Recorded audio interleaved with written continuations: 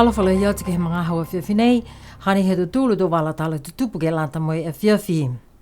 Tō hongfu mahiwa e pā sese hoko mai he wakalele ke maam he ahu i ne awhi.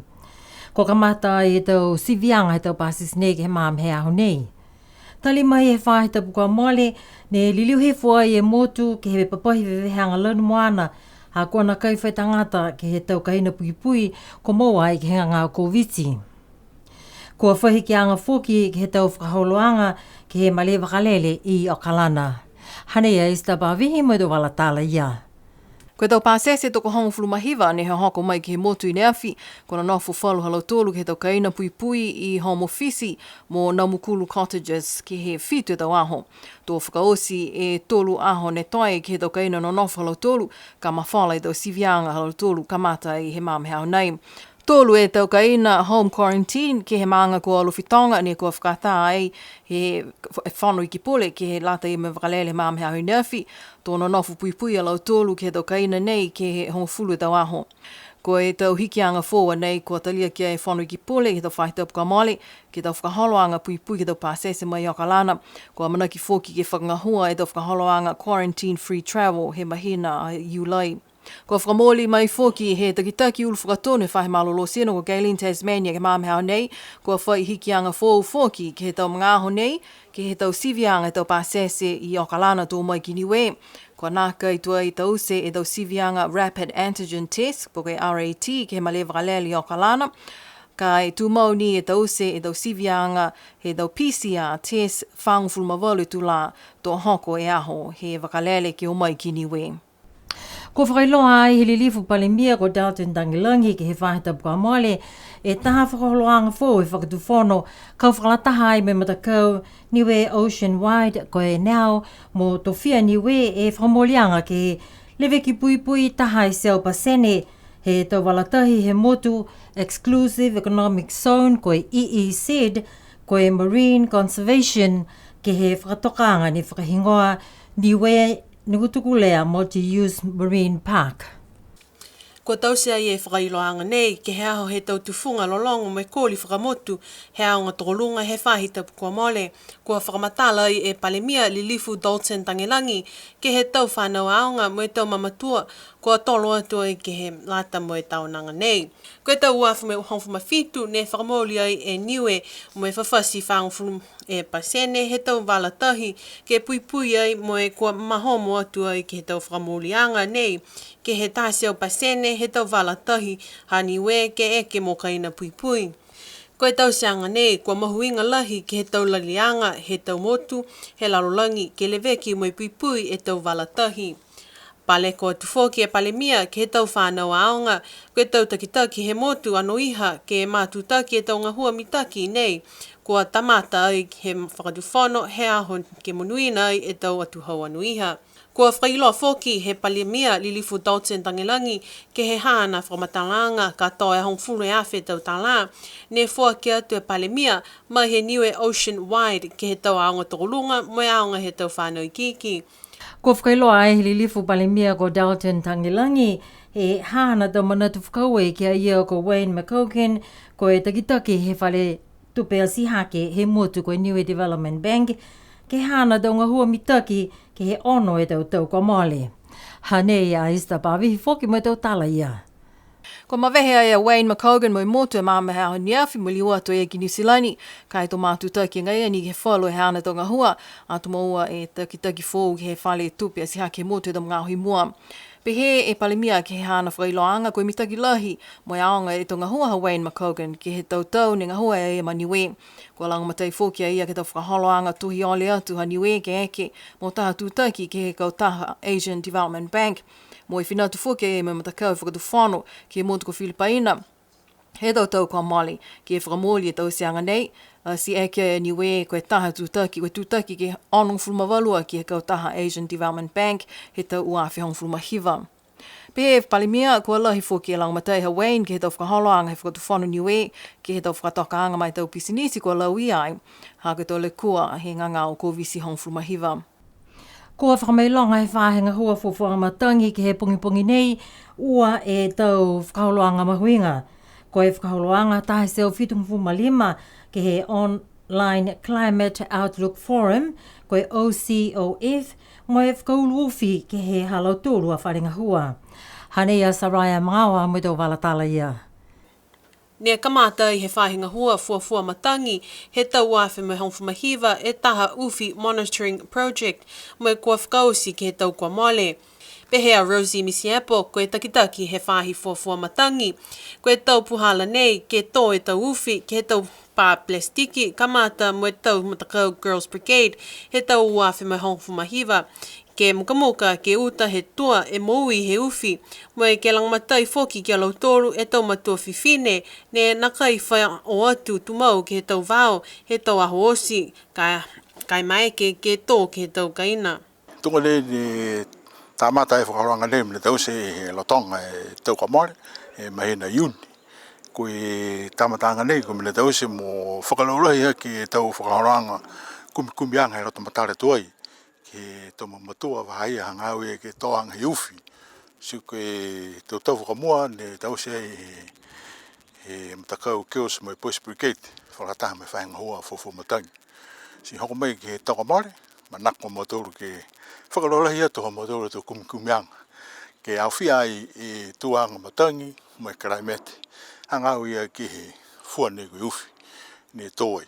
Tōlu e tau matapatu kumianga he whahinga hua fuafua matangi, ne talahau mai e tongia mana, hangau ia ke he halau tōlu a whakaholoanga uwhi. Koe whakamua, koe tōi uwhi ki roto he taramu plastiki pārang, mene ke uaki, koe tōi uwhi, mo kumikumi koe uwhia mori na kai uwhi, he ngangao whiwhini ne whātupu e langatahe mahina. Si koe patu ke tōru aki, koe hingoa e awhianga he uwhi, ne kua tōai ke nā taia me tuanga matangi mo e karaimete. Si tōru matapatu mene ne whakaha matapatu ki ai, ha matōru a tau kumianga. Taha e tau kakano uho, ne kua tō e uwhi ke he tau talamu palangi, ha koe tau masemaskelea he laulahi ne kua lauia e tau maala uwhi, ne kua kai he tau puaka vāo, he talahau mai e tongia mana. Mai kei foki ke whai kumianga, koe uwhia mori na kai e behavioral pattern he puaka ke he tuanga matangi mo e karaimete. Ha koe tunga nene whai loito tōku hanga, tōra he maha ke uha e mga hara, ma whisilai he puaka ke mumu i tōka ina he wau. Ka eke kua lahi foki e la, si mango foki whanua, si hongi foki e manu, maiki foki e manu ke mahani matawara foki e ia. Suki tau whangamena pihia ne kumikumi whakarahi ki ai, koe he ngua whaurua puhara ne tupu mo e ngā koe tau awhianga he karaimete, fuafuanga matangi, me whaurua tau mena. Ne maiki ke whakahangangi mtaki ke tau mumui he ta tangatanga hoa wau. Tō lahi e furufuruala e tau kōri mo e tau lolongo tu whunga whakamotu he tau whanawa ango toko lunga, ne whakahoko e ke he whale tolo na i paliasi ke he aho lotu he whakatapu kua mole. Ko e matapatu manatu he aho hiki e whakasilanga, whakafōu e mui whakako. Koe whāhita whakahiku ke he koata whakamua he ango toko lunga Niue, ko whakausi mai e he whāhita kua mole. Mo e whakahoko ai e tau tuwhonga kori, mo e lolonga whakamotu he tau matakau ne whā, ko pua langa kari ke ato momoia ke he aho lotu kua mole. Hiki e whakasilanga, whakafou e mui whakako. Hiki e whakasilanga, whakafou e mui whakako. Hokolo e manatu ma tau matakainanga. Mo i kokisia e uka, mo i vihu e waha ko hoko du tolu kiai. Kai nā kai whakasianga ke he mui whakako ke he tau whānau. Ko e ngahua ko whakalango kiai e tau whakawanga he tau whaianga osi. Ke whakako e tau whānau ke he whahi whakanganga. Whahi e lalolangi nei. Whahi whau sino. Pia ni ke he tauanga whakamotu hatutu. Kua lewa e whakako e tau whanau mo e tau matakau ke halau tōru a tau kōri, mo e tau lolonga whakamotu mo e he kamatahanga he kuata taha. Kamata halau tōru a tau whakawhiawhia ke he tau lolonga tapu.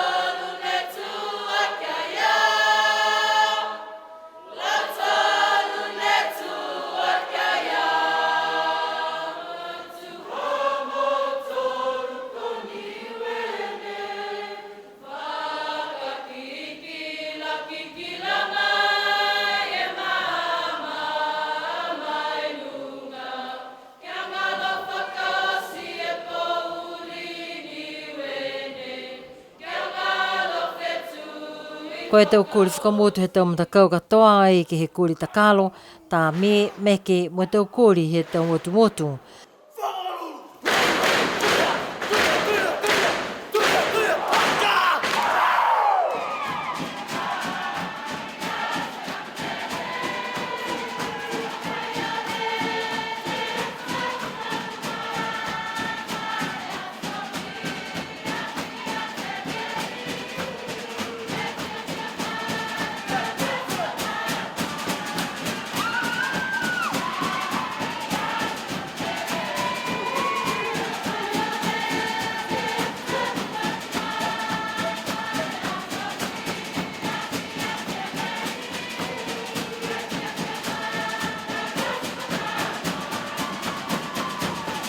Ke hana whakatūtalanga whakamua, mai whahe whakapulo atala, mai he hana a whakanofuanga ke he komisina tokolunga a Australia, ke he motu, Her Excellency Lewis Ellerton, pehe mai a ia lahi hana mawhanasia, ke he loto ke hana whenonga mai, ke nofo mai ke he motu nei.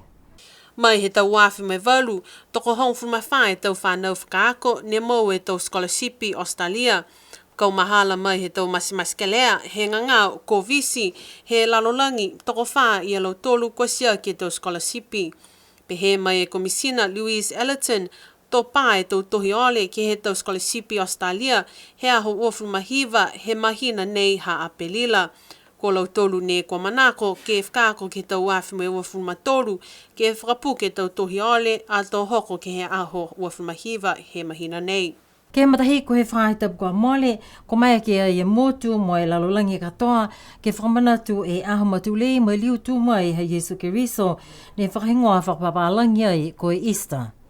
Ke hawhlaile ne whakahingoa whakapapalangi ko e Good Friday, ne whakahoko ai e tau maangata ki taha, he motu e halau tūlu a tau whakauruanga uwhi. Ko e taha e tau anga whakamotu mahuinga ko alewa ni he tau se mai he tau tupuna he waha. Ke he awha iumo ka whakalataha e tau lotu katoa he ka alesia he tau maangata ki taha ke whale millennium i alofi ke lata mai halau tūlu a rally. Ko e taha whakaholoanga mahuinga ni ko mai ke tau aonga hau tapu ke whakatata e halau tūlu a tau tala kuku whakamatapatua i ke he matulei mai liu tūmai he Yesu Keriso pe hia whoki ke tau lolongo whakaheki. Ke māmea hui nea whine whakahoko e taha wheua olofua polosea he tau matakau ngā hua pisinisi mo e private sector ki whanua kula ke lata mai aho koe Easter Monday. Ke whakaosea ke hatau tōlu do walatala tutupu ke lata ia mo i awhiawhinei kua whakailoa atu ka afua e māmea holotu a pungipungi toa manaki e ke tāmasia i e malolo hila ka mata he matahola waru ki hoko tu e ke matahola wha e mga hawa whiawhi. Kua manaki e ke ngahua atu ke he tau kawehila ke lata ia me matakawi nā ne tālanga ai e Waste Management Facility ki Tamakautonga. Tō lauia ai e tō matakawi he whahe tonga he motu kamata mai toa ke hoko atu ki hā kupu. Kai pia hatu tūlu tō walatala tutupu ke lata ia moi a whiawhinei, nona wha me munui nai pō, mamnaki whlewea mō ia ko Saraya Mangawa ke he awhiw tuloto. Munui nai pō.